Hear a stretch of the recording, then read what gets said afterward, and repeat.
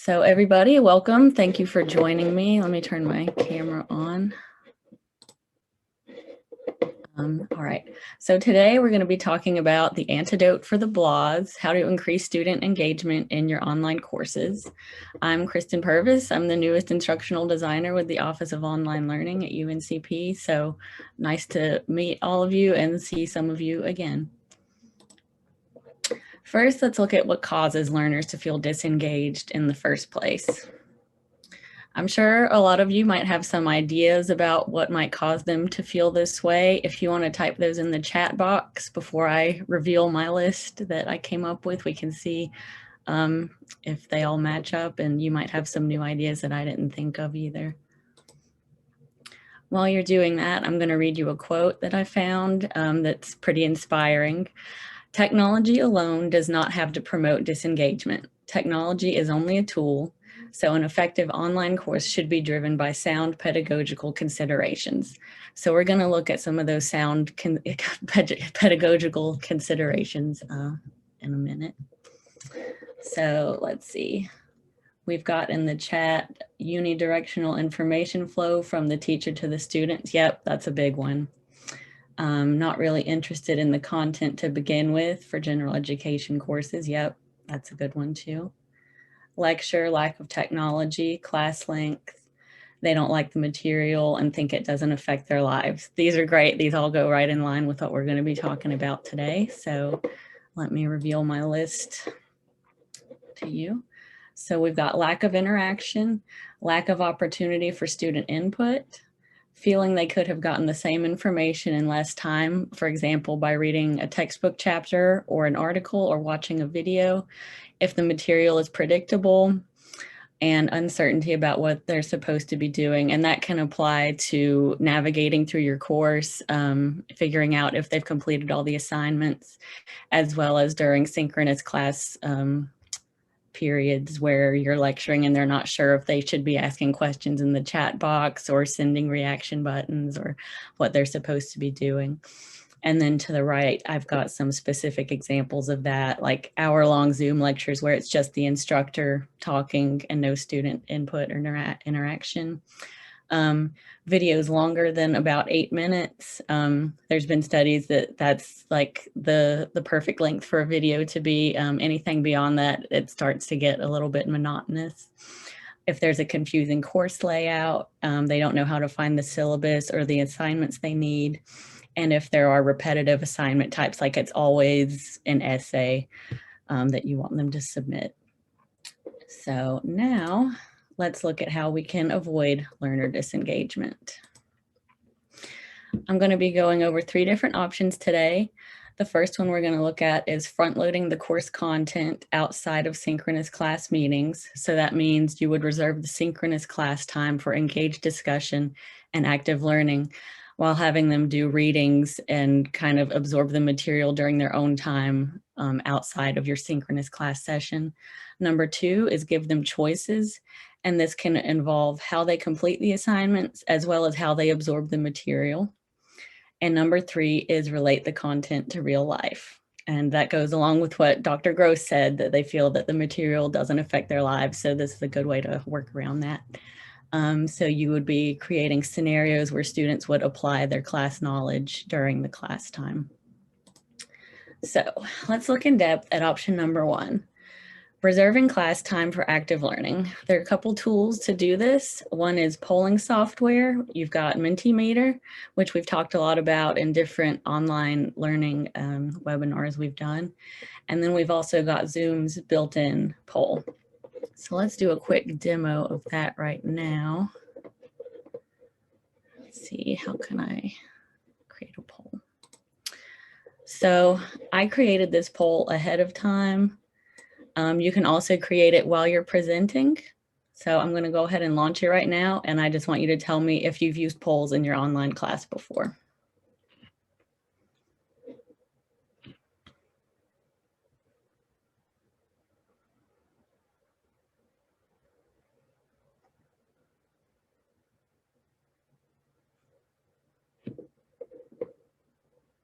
Okay, we've got 11 out of 12 responses. That's close enough. So the vast majority of you have not used polls before. It's a pretty simple thing to set up. Like I said, you can do it ahead of time if you prefer. Whenever you set up your synchronous Zoom meeting, there's an option.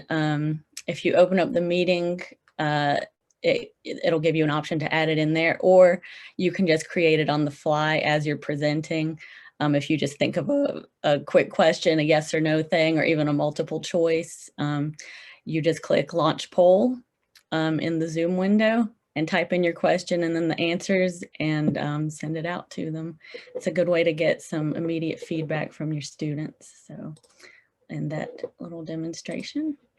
The next thing you can do is utilize the reaction buttons that are available in Zoom. So you can locate those if you're in our Zoom window right now. Just hover over the video of my face, and at the bottom to the far right, you'll see a smiley face that says reactions. So whenever you find that, just click on it and send me a thumbs up or a raise hand or whatever you want to click on. Cool, I see a lot of thumbs up. It's coming up. So, and one good thing about the raise hand function, everything else, it'll disappear after a few seconds, but the raise hand, it'll stay raised until either the student lowers it themselves or the student or you do it for them. So that's a good way to make sure that everyone gets their questions addressed and everyone gets called on. The next thing you can use is the chat box, which most of us are already using right now. Someone asked if these functions are available in WebEx. I'm pretty sure WebEx has the reaction buttons. I know they have the polling options. I've used Zoom a lot more extensively, so I'd have to look into that and get back to you. So the chat box, it looks like most people have written something in the chat box by this point. If you don't know how to find it, it's the same thing. You just hover over your Zoom video. Right now it would be my face talking to you, and click on the chat button and it'll open up in the same screen. Lastly, or the second to last one, is you can use breakout rooms, and this is perfect if you want to do some small group activities during your synchronous class time. Like the polling, these can be set up ahead of time. You can put students into their groups before you start the lecture, or if it doesn't matter to you who's in which group, you just click on the same toolbar, hover above my face, and you'll see breakout rooms pop up. It might not for you right now since you're not hosts, but if you were hosting a session, it would be there. And it'll let you select either how many rooms you want to have or how many students per room. And you could also, it just randomly assign them, or you can select students then and there to put into each room if you have certain ones you want to be in certain rooms. And then the last one, and probably most fun way, is to use one of these tools. They're called Jeopardy Labs and Flippity, and they do basically the same thing. They make a Jeopardy style trivia quiz, and I made a little demo one here. So go ahead and open that. You can see it lets you choose how many teams you want to do. So you could split your students into teams if you've got a larger class, or if you just want to let people do it individually. I'm going to select no teams, and I've got a few different categories in here. If you want to utilize the reaction buttons, if you see a category that you feel pretty confident that you could answer a question in, just do raise your hand or a thumbs up, and I'll call on a couple people to let us do a demo of this. So we've got hairstyles, who said that, which is famous quotes, 5-letter words, instructional technologies, and UNCP trivia. So who wants to go first?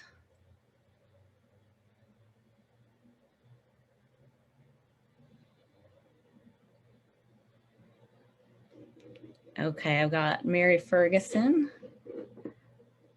So I'm going to unmute you so you can tell me which category you want.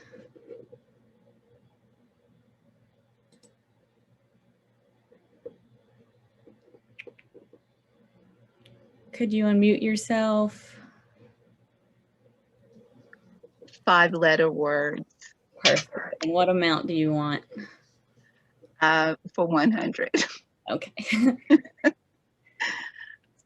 It means to overeat, or it could be a deep, narrow passage with steep, rocky sides. That's kind of a tricky one. I should have made that worth more points. Thank you. Oh gosh, what is greed? It is what is gorge. Gorge. Yeah. Nice try though. Nice try. Okay. Does anyone else want to give it a shot?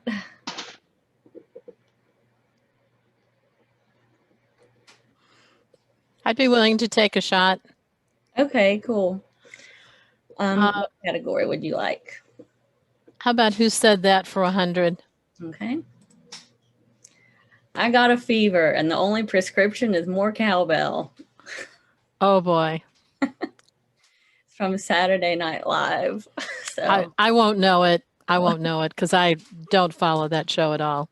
Okay, it's a really old classic episode, but it's Christopher Walken. So who is Christopher Walken? So, all right. But as you can see, you can pick whatever categories you want. You do the questions yourself, and you don't have to do them in the Jeopardy format where they have to answer it as a question. You could just do it classic way. But you can do it about anything, and you don't have to register for this. If you do want to go back and edit any of it, they give you a password, and you just log in with that password. But if you did want to make an account, those are free. So that's it for option number 1.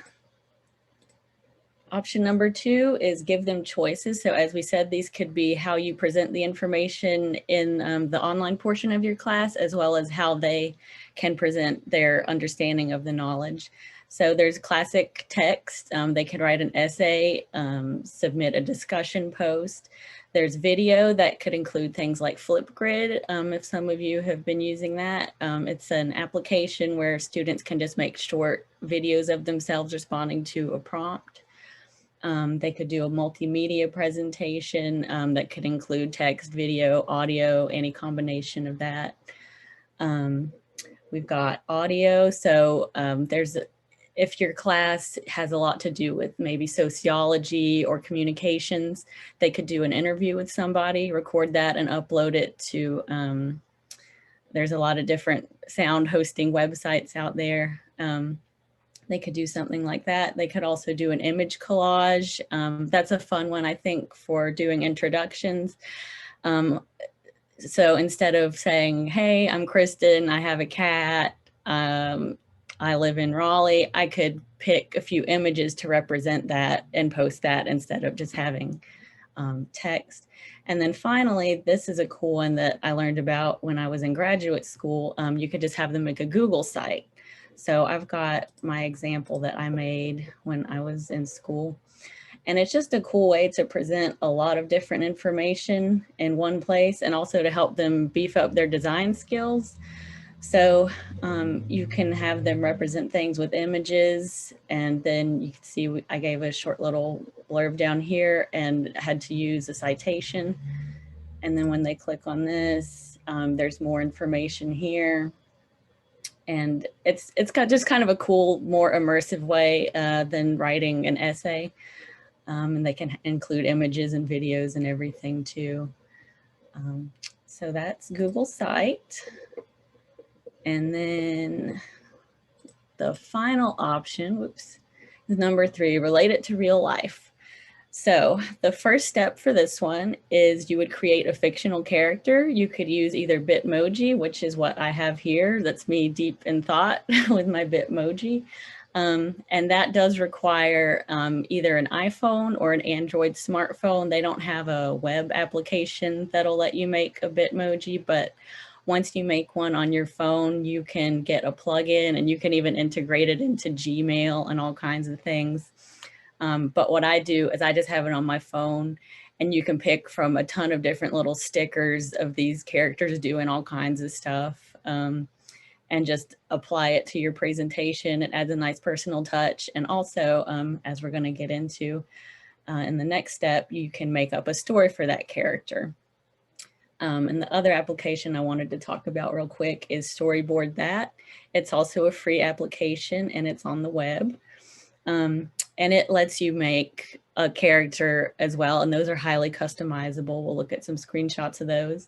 And it also lets you choose different backgrounds, even based on different time periods and things like that. But it's really categorized really well. And you can have multiple characters and kind of just make like a comic strip sort of thing. And once you do that, you make up a story for your character or characters, and you can apply concepts from the course to the character's background or story or dilemma, whichever way you want to take it. And I have here, it's kind of like those choose your own adventure books that were really popular. Like, I think it was back in the 90s. That's when I was reading them all the time. But so you would present this comic or this character in a PowerPoint presentation and have like different scenarios and dilemmas. And you can prompt your students to apply their knowledge to the scenario. They can give their input through using the Zoom reaction buttons that we were using earlier. They could use the chat box if it's something more involved that would require more detail. You don't want to do multiple choice. You could also do built-in polling, or you could do Mentimeter, or you could just ask them to unmute themselves if they feel like volunteering. So here's a couple screenshots of Storyboard That. As you can see, the character creation is highly customizable. You can change their expression, the poses they do with their arms, their legs, the color of pretty much everything about them, whether they have jewelry on, and then they have preset poses as well to help you make it kind of quickly. And then here you can see there's a lot of different characters you can choose from, and all the different, at the top, they have like preset ones like teens, kids, sports, different time periods, monsters and myths, silhouettes, like animals. They've got a lot of different choices. And like I said, it's totally free. So this is a great tool to help your students relate it to real life and think how they might use your class knowledge if they were to encounter the same problem as your character. So that wraps it up. Those are my ways to help avoid the blahs in your class and get your students engaged. And you can see there's my Bitmoji popping out of an apple. So that's another one I found. And if you have any questions or comments, you can email me. It's just my name, Kristen Purvis @uncp.edu. Or if you've got a more involved question and want to do like a screen share thing or have me walk you through how to use some of these tools, you can book a consultation, and that's linked in this PowerPoint as well, which I'd be happy to share with anyone who wants it. So please let me know if you have any questions right now before we end the presentation.